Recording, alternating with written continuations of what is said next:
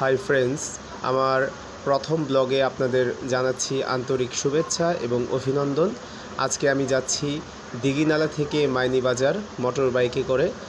আজ আপনাদের দেখাবো কাপ্তাই লেক, বাংলাদেশের সবচেয়ে বড় এবং সুন্দরতম একটি লেক কাপ্তাই লেক। দেখতে থাকুন, আমাদের সাথেই থাকুন।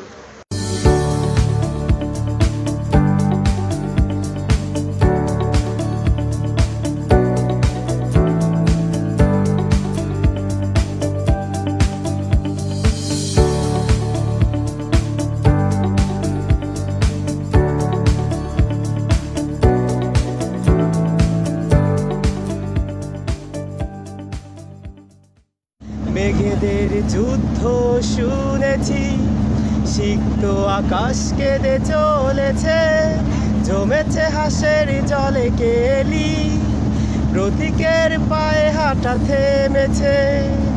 আজ কেন মোহন উদাসী হয়ে দূর জানাই চাই হারাতে? আজ কেন মোহন উদাসী হয়ে দূর জানাই চাই হারাতে?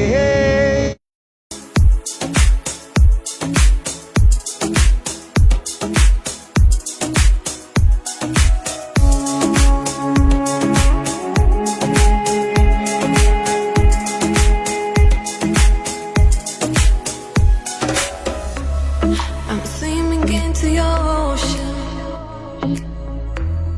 Your blue eyes full of emotion. You somehow give me love potion.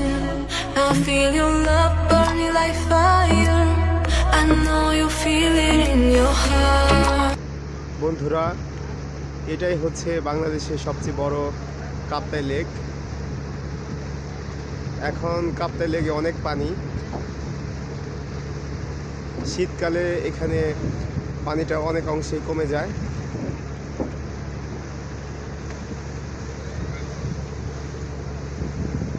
তবে আমি বিশ্বাস করি আপনারা যারা সাজেক আসবেন তারা অবশ্যই দিঘিনালা থেকে মাইনীবাজার আসবেন। মাইনীবাজার থেকে কাপ্তাই হয়ে রাঙামাটি সকল স্পট ঘুরে আপনারা চলে যেতে পারেন। এখানে আসলে আপনাদের অবশ্যই খুবই ভালো লাগবে। আর দূরে যেই পাহাড়গুলো দেখা যাচ্ছে সেটা হচ্ছে সুবলং। আমরা ওখানে যাব, যে আজকে গোসল করব, তারপর আরও কয়েকটা স্পট ঘুরব, পরে ব্যাক করব ঢাকা। এখানে আমার খুবই কাছের একজন বন্ধু, আমার আজকের ভ্রমণ সাথী, এই সজীব মোল্লা। সে সেলফি তোলায় ব্যস্ত আছে দেখতে পাচ্ছি। আচ্ছা, তোর অনুভূতি কি এই কাপ্তাই লেক? এক কথায় অসাধারণ, অসাধারণ। আচ্ছা আচ্ছা। আর আজকে রাতে আমরা যেখানে ছিলাম, যে কটেজ বা তার আশেপাশে সকল জায়গা কেমন লাগছে তোর কাছে?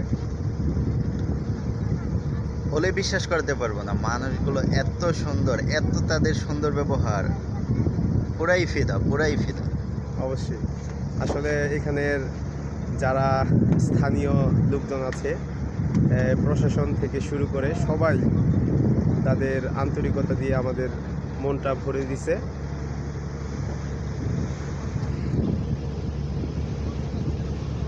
আর আপনারা অবশ্যই এখানে আসলে কেউ স্পিড বোটে করে যাবেন না।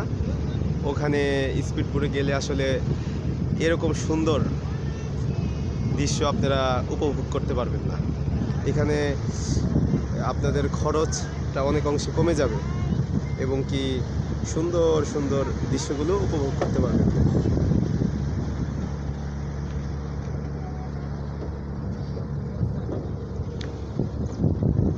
আর ওই দিকটা হচ্ছে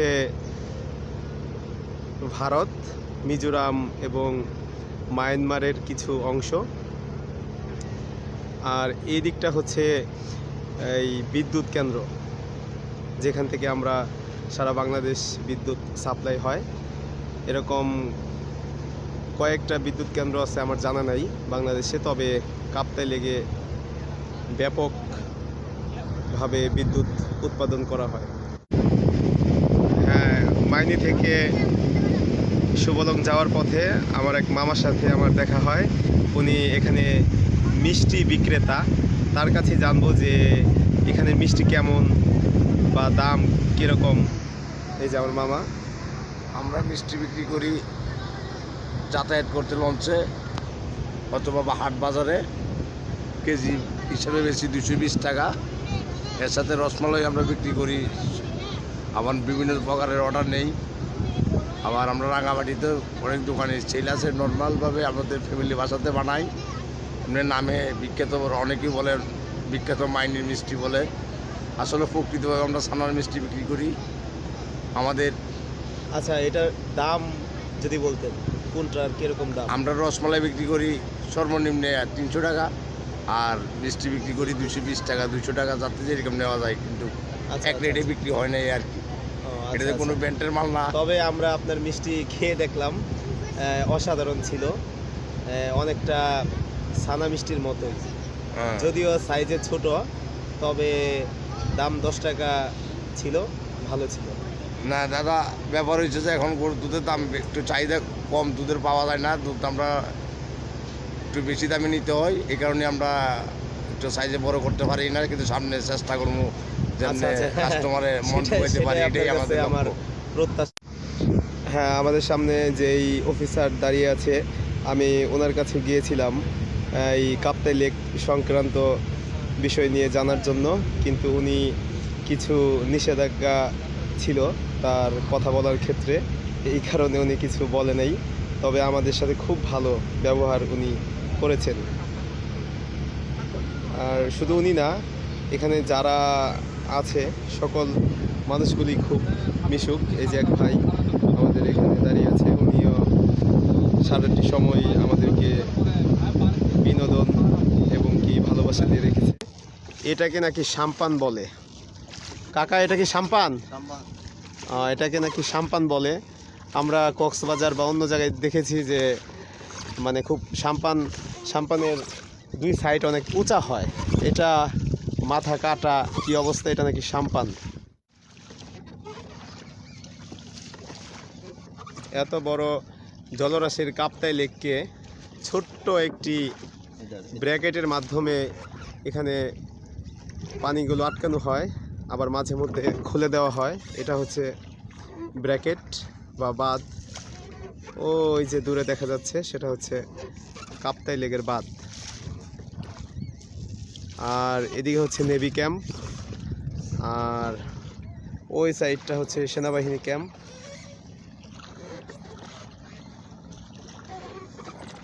এখানে অবশ্যই বিকেলে আসলে আপনাদের ভালো লাগবে। এখন বাজে 5টা, পৌনে 5টার মতো।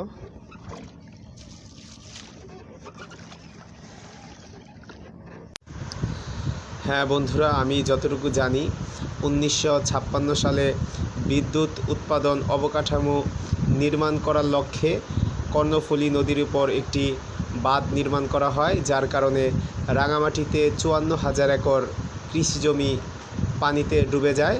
সেখান থেকেই আজকের এই কাপ্তাই লেকের উৎপত্তি।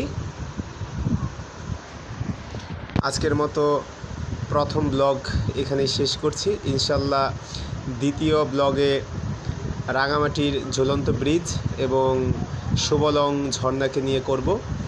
সবাই ভালো থাকবেন, শুভেচ্ছা নিরন্তর।